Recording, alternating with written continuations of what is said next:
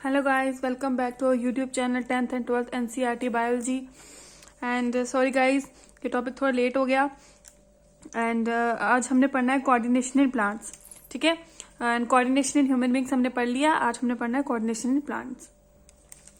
Guys, coordination in plants में हमने पढ़ना है कि जैसे एनिमल्स का नर्वस सिस्टम होता है कंट्रोल एंड कोऑर्डिनेशन के लिए. ठीक है. बॉडी की किसी भी एक्टिविटी को परफॉर्म करने के लिए एनिमल्स के पास नर्वस सिस्टम होता है, बट प्लांट्स के पास तो नर्वस सिस्टम नहीं होता, ना ही मसल्स होते हैं. तो वो कैसे किसी भी स्टिमुलाई को रिस्पॉन्स करते हैं. जैसे कि हम अगर छुई मुई प्लांट है, उसके अगर लीव्स को हम टच करते हैं तो वो लीव्स क्या करते हैं, फोल्ड होने स्टार्ट हो जाते हैं और ड्रॉप होने स्टार्ट हो जाते हैं.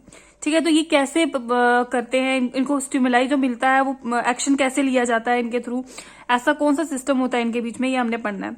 जैसे कि सीड को हम जर्मिनेट करते हैं, उसमें से रूट्स निकलती हैं, सीड ग्रो करता है, स्टेम्स आती हैं, सॉइल से बाहर आते हैं. ये सब कैसे होता है, कुछ ना कुछ एक्शंस, कुछ ना कुछ फंक्शन तो इनके अंदर भी होता होगा. फर्स्टली आप देखिए कि किसी भी सेंसिटिव प्लांट जैसे छुई मुई होता है, उसके लीव्स फोल्ड होते हैं, रिस्पॉन्स करते हैं किसी भी टच को. तो ये कैसे करते हैं. ठीक है. अब देखिए, जैसे कि सेंसिटिव प्लांट्स जो हैं वो जो अपना एक्शन शो करते हैं, जैसे कि फोल्ड्स हो जाते हैं लीव्स, ये क्या होता है कि ये नो ग्रोथ होती है, इस मूवमेंट में कोई ग्रोथ नहीं हो रही होती है. ठीक है. और दूसरा पार्ट जो है ग्रोथ का या दूसरा पार्ट इनके मूवमेंट का ये है कि जैसे कि हम सीड को हम सो करते हैं सॉइल के अंदर, वो ग्रो करते हैं, सीडलिंग प्रोसेस होती है, उसमें ग्रोथ होती है. ठीक है. तो प्लांट्स जो हैं ये क्या होता है कि दो टाइप्स की मूवमेंट शो करते हैं. ठीक है. जैसे कि जो सीड हैं, अगर वो उनको हम प्रिवेंट कर देंगे कि वो ग्रो ना करें तो वो कोई मूवमेंट भी शो नहीं करेंगे.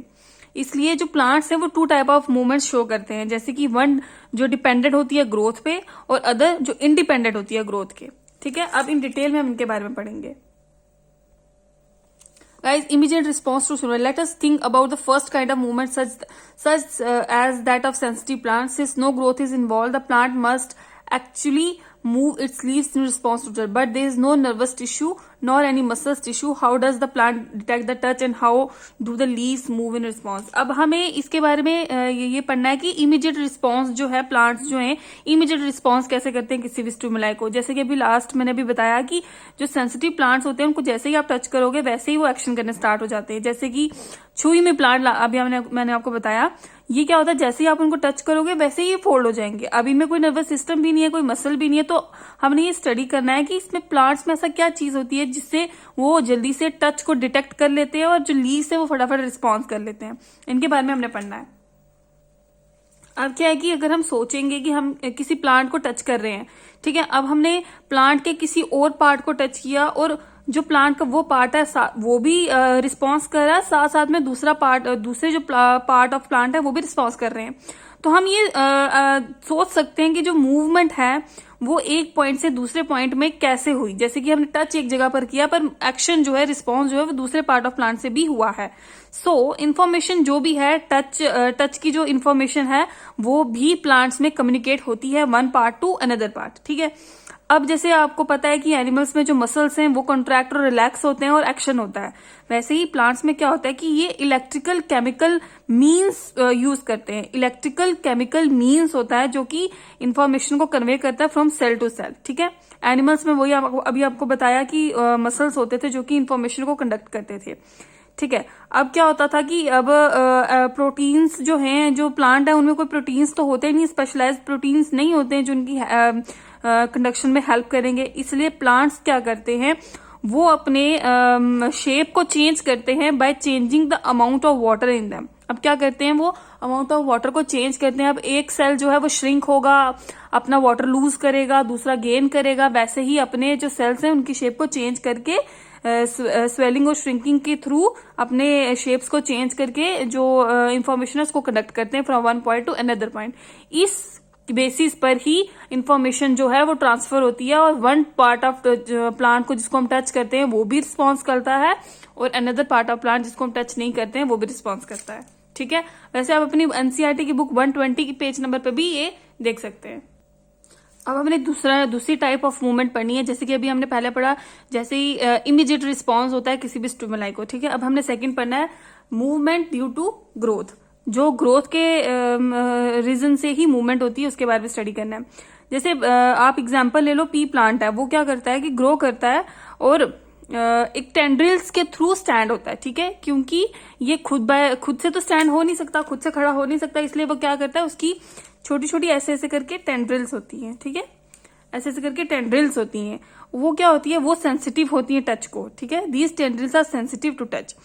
अब ये क्या करते हैं, जैसे ही इस प्लांट को कहीं से सपोर्ट मिलती है, ये जो टेंड्रिल्स होते हैं ये क्या करते हैं, अपने पास की जो सपोर्ट होती है, जो ऑब्जेक्ट होता है उसकी तरफ ग्रो करते हैं, और ग्रो करने के बाद उस ऑब्जेक्ट को सर्कल कर लेते हैं, ठीक है, उसके आगे पीछे घूमकर उसके साथ चिपक जाते हैं, ताकि उन्हें एक सपोर्ट मिल सके अपने प्लांट को खड़ा करने के लिए, ठीक है। अब क्या होता है कि more commonly plants response to stimuli slowly by growing in a particular direction. इस ग्रोथ में क्या होता है कि ये इमीडिएट रिस्पॉन्स नहीं होता स्टिमुलाई को, ठीक है। अब ये क्या होता है, ये बहुत स्लोली रिस्पॉन्स करते हैं बाय ग्रोइंग इटसेल्फ, ये खुद को ग्रो करते हैं, ग्रो करने की वजह से ही ये जो अपना रिस्पॉन्स करते हैं किसी भी स्टिमुलाई को, इमीडिएट रिस्पॉन्स नहीं होता इनका। अब इनकी ग्रोथ जो है वो डायरेक्शनल होती है, कि डायरेक्शन में उनकी ग्रोथ होती है। It appears as if the plant is, हम इसे कैसे देख सकते हैं कि इनकी ग्रोथ हो रही है, कि इनका जो प्लांट है वो मूव कर रहा होता है, आज 4 इंचेस होगा, कल 5 इंचेस होगा, ऐसे करके हम इनकी ग्रोथ को मेजर करके ये समझ सकते हैं कि प्लांट ने मूव किया है। अब हम इनकी इस ग्रोथ, इस मूवमेंट को हम एक एग्जांपल से समझते हैं। अब देखिए, जो इन्वायरमेंटल ट्रिगर्स होते हैं, जैसे कि लाइट हो गया, ग्रेविटी होगी, ये प्लांट की ग्रोथ को जो है उसकी डायरेक्शन को चेंज कर सकते हैं। जैसे कि दीज डायरेक्शनल और tropic movement can be either toward the stimuli और अवे फ्रॉम द स्टिमुलाई। इनकी डायरेक्शन जो है और मूवमेंट जो है प्लांट की, वो चेंज हो सकती है, कहाँ से स्टिमुलाई मिल रहा है और अपोजिट टू द स्टिमुलाई की तरफ भी मोड़ सकते हैं और अवे फ्रॉम द स्टिमुलाई भी मोड़ सकते हैं।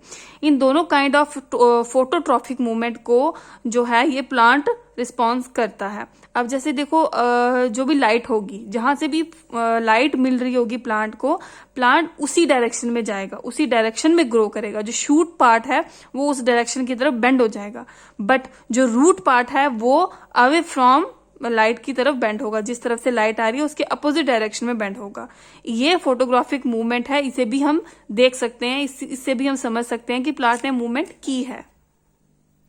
अब जो है प्लांट्स जो है वो और भी ग्रोथ जो है, डायरेक्शन ऑफ ग्रोथ शो करते हैं within response to other stimuli as well. दूसरे स्टिमुलाई की वजह से भी ये जो है direction, change in direction of growth show करता है। जैसे कि रूट ऑफ द प्लांट है वो हमेशा डाउनवर्ड ग्रो करेगा, और शूट जो है हमेशा अपवर्ड ग्रो करेगा, अवे फ्रॉम द अर्थ ही ग्रो करेगा। This upward and downward growth, जो शूट और रूट की अपवर्ड और डाउनवर्ड ग्रोथ होती है, ये किसके रिस्पॉन्स में होती है, पुल ऑफ अर्थ और ग्रेविटी, ठीक है। इसको हम जियोट्रॉपिज्म कहते हैं, ठीक है। ये जियोट्रॉपिज्म की वजह से, ग्रेविटी की वजह से और पुल ऑफ अर्थ की वजह से अपवर्ड और डाउनवर्ड मूवमेंट होती है, ग्रोथ होती है शूट और रूट की, उससे जियोट्रॉपिज्म कहते हैं।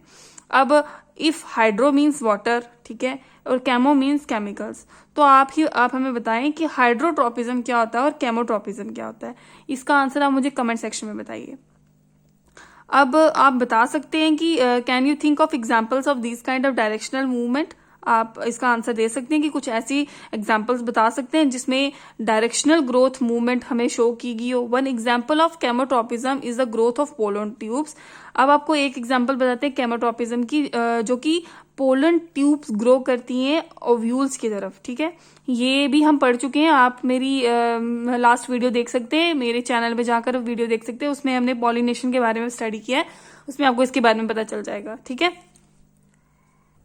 अब let us know once again think about how information is communicated in the body of multicellular organisms. हमने इसके बारे में और स्टडी करना है कि इन्फॉर्मेशन कैसे कम्युनिकेट होती है इन मल्टी सेलुलर ऑर्गेनिजम्स में। अब हमने 2 टाइप्स की तो पढ़ ली है रिस्पॉन्सेज, 2 टाइप्स के मूवमेंट्स हमने पढ़ लिए हैं, जिसमें एक जैसे मूवमेंट होती है सेंसिटिव प्लांट्स की, इन रिस्पॉन्स टू स्टिमुलाई, हम जैसे टच करते हैं वैसे ही क्विक रिस्पॉन्स होता है। और दूसरी एग्जांपल है कि मूवमेंट ऑफ सनफ्लावर, जैसे कि आपने देखा होगा जिस तरफ से जैसे सन घूमता है वैसे ही सनफ्लावर का जो सनफ्लावर है वो अपनी फेस टर्न करता रहता है, जिस तरफ सन होगा वो अपना फेस भी उसी तरफ टर्न करता रहेगा। ये जो रिस्पॉन्स है वो बहुत स्लो है। ये 2 टाइप की मूवमेंट हमने अभी स्टडी की है। अब हमें ये जानना है कि growth related movement of plant will be even slower. ये भी हमने ये स्टडी कर लिया कि जो ग्रोथ रिलेटेड मूवमेंट होती हैं प्लांट्स की वो इनसे भी ज्यादा स्लोअर होती हैं। अब हमने देखा है कि इवन इन एनिमल बॉडीज में भी क्या होता है कि जो there is carefully control direction of growth. ठीक है, एनिमल बॉडीज में भी जो ग्रोथ होती है वो एक कंट्रोल डायरेक्शन में होती है। हमारे आर्म्स जो हैं वो एक डायरेक्शन में ग्रो करते हैं, हमारे लेग्स जो है एक डायरेक्शन में ग्रो करते हैं, हमारा हेड हमारी नेक एक डायरेक्शन में ग्रो करता है। ऐसा नहीं है कि कोई कहीं भी जाके ग्रो करने स्टार्ट हो जाएगा, ऐसा नहीं होता। ठीक है, सो क्या होता है कि कुछ डायरेक्शन स्लो होती हैं, कुछ डायरेक्शन फास्ट होती हैं। अब अगर कोई फास्ट रिस्पॉन्स होगा किसी भी स्टिमुलाई को, इन्फॉर्मेशन, इसका मतलब उसमें बहुत क्विकली ट्रांसफर हो रही है।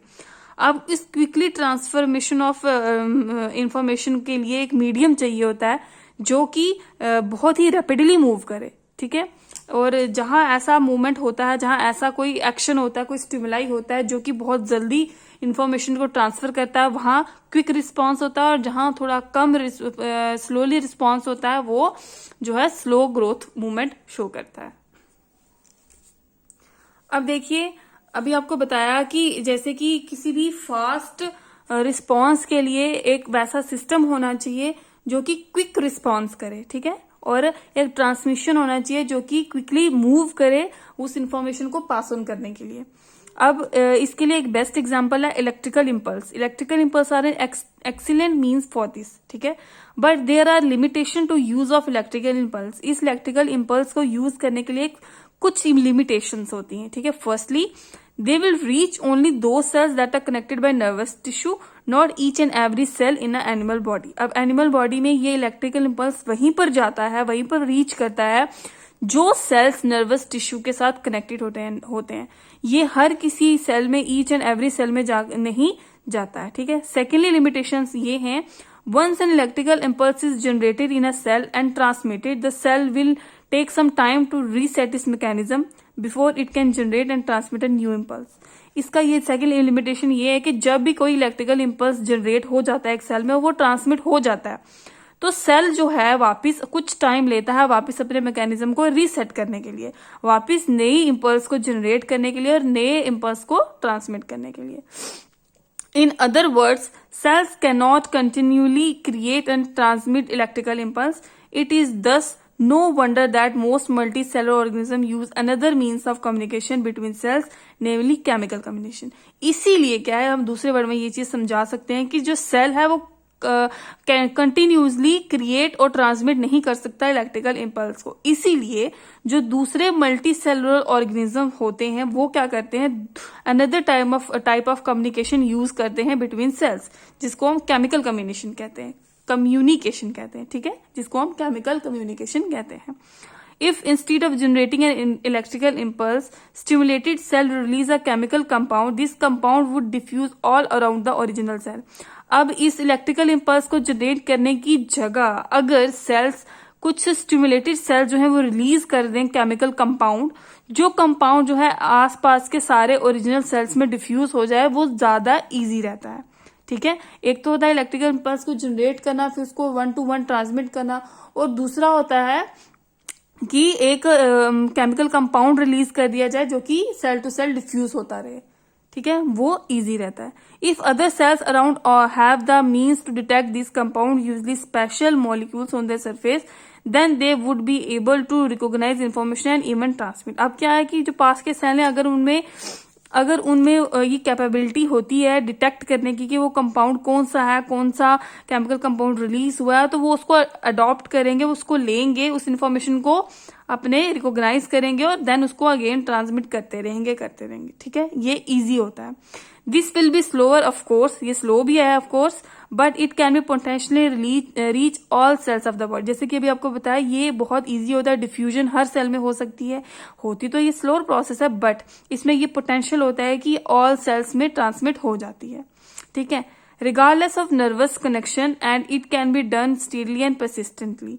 These compounds or hormones used by multicellular organisms for controlling and coordinating show a great deal of diversity, as we would expect. Different plant hormones have to coordinate growth, development and responses to the environment. They can be synthesized at places away from where they can act and simply diffuse to the area of action. इस paragraph से आप mostly समझ गए होंगे कि जो compound होता है और हार्मोन भी बोल सकते हैं उसको, मल्टी सेलुलर ऑर्गेनिजम्स जो है मोस्टली वो इसी को यूज करते हैं अपने पूरी बॉडी के कंट्रोल एंड कोऑर्डिनेशन के लिए, क्योंकि ये इन्होंने डील करना होता है बहुत ग्रेट डाइवर्सिटी से, ठीक है, और वो स्लो प्रोसेस को यूज नहीं कर सकते, इन्होंने ये इस वाले फास्ट प्रोसेस को यूज करना है। वैसे तो ये भी स्लो है पर ये इसमें ये कैपेबिलिटी होती है कि एवरी सेल तक इंफॉर्मेशन पहुंचा सकती है, तो ये ज्यादा एफिशिएंट होता है किसी दूसरे मेथड से, ठीक है। Let us take an example that we have worked with earlier activities. When growth plant detect light, a hormone called auxin synthesized at the shoot tip help the cell to grow longer.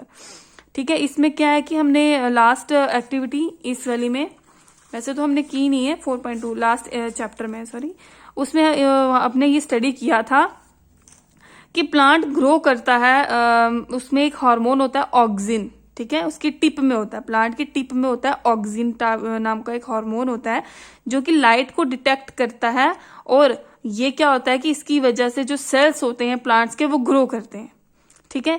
ये भी ऐसा एक hormone होता है जो कि एक compound release करता है और every cell of the plant में ये इन्फॉर्मेशन, ग्रोथ का इन्फॉर्मेशन ट्रांसमिट करता है, जिसकी वजह से प्लांट ग्रो करने लगता है. When light is coming from one side of the plant, oxygen diffuse toward the shady side of the shoot. This concentration of oxygen stimulates the cell to grow longer on the side of shoot which is away from light. Thus the plant appear to bend towards light. अब इसका क्या है कि आपने इस वाली diagram में आप देख सकते हैं, ये देखिए, अभी इसमें भी आप देख सकते हैं इस तरफ से लाइट आ रही है. देखिए प्लांट ने यहाँ ग्रो करना था बट लाइट यहाँ से आ रही है और प्लांट ने अपने आप को यहाँ से बेंड कर लिया है. आप अपने बुक के पेज नंबर 121 में देख सकते हैं, यहाँ से लाइट आ रही है देखिए, और ये प्लांट ने खुद को बेंड कर लिया है इस तरफ. ये ऑक्सीजन की वजह से है, क्योंकि ऑक्सीजन यहाँ प्लांट के टिप में ऑक्सीजन प्रेजेंट है. जैसे ही लाइट यहाँ से आती है ये ऑक्सीजन लाइट की तरफ बेंड होने स्टार्ट हो जाता है, तो उसकी वजह से ये पूरा प्लांट बेंड होने लगता है. ठीक है, अब क्या है कि another example of plant hormone, next example है, ये एक ऑक्सीजन हो गया. नेक्स्ट एग्जाम्पल है गिबरेलिंस. गिबरेलिंस में क्या होता है, ये example hormone of gibberellins which like oxygen help in growth of stem. ये गिबरेलिंस जो है ये स्टेम की ग्रोथ में हेल्प करता है. ठीक है, गिबरेलिंस जो है स्टेम की ग्रोथ में हेल्प करता है. साइटोकाइनेंस भी अनदर हार्मोन है, ये cell division promote cell division, ये सेल डिवीजन को प्रमोट करता है. And it is natural then they are present in greater concentration in area of rapid cell division such as fruits and seeds. ठीक है, ये क्या है, होते नेचुरल है पर ये ग्रेटर कंसंट्रेशन में प्रेजेंट होते हैं. कहां पर, फ्रूट्स में और सीड्स में, क्योंकि वहां पर रैपिड डिवीजन करनी होती है. These are examples of plant hormones that help in promoting growth. ये कुछ हॉर्मोन्स हैं जो प्लांट्स में प्रेजेंट होते हैं और प्लांट्स की ग्रोथ में हेल्प करते हैं. कौन कौन से होते हैं, ऑक्सिन्स, गिबरेलिंस, साइटोकाइनेंस. ठीक है, but plants also need signals to stop growing. पर प्लांट्स को एक टाइम पर जाकर कुछ ऐसा सिग्नल मिलना चाहिए जो कि ग्रोथ को स्टॉप कर सके. वो है abscisic acid is one example of hormone which inhibit growth. It effects include wilting of leaves. अब क्या है कि abscisic acid wilting of leaves भी करता है, लीव्स को गिराने में भी हेल्प करता है, और सेकेंडली एक टाइम पर जाकर प्लांट्स की ग्रोथ को इनहिबिट करता है, उसको रोकता है. ठीक है, ये हो गया कोऑर्डिनेशन इन प्लांट्स, खत्म हो गया. अब हम नेक्स्ट वीडियो में हॉर्मोन्स इन एनिमल्स के बारे में पढ़ेंगे. ठीक है guys, thank you guys, please like and subscribe my channel. Thank you.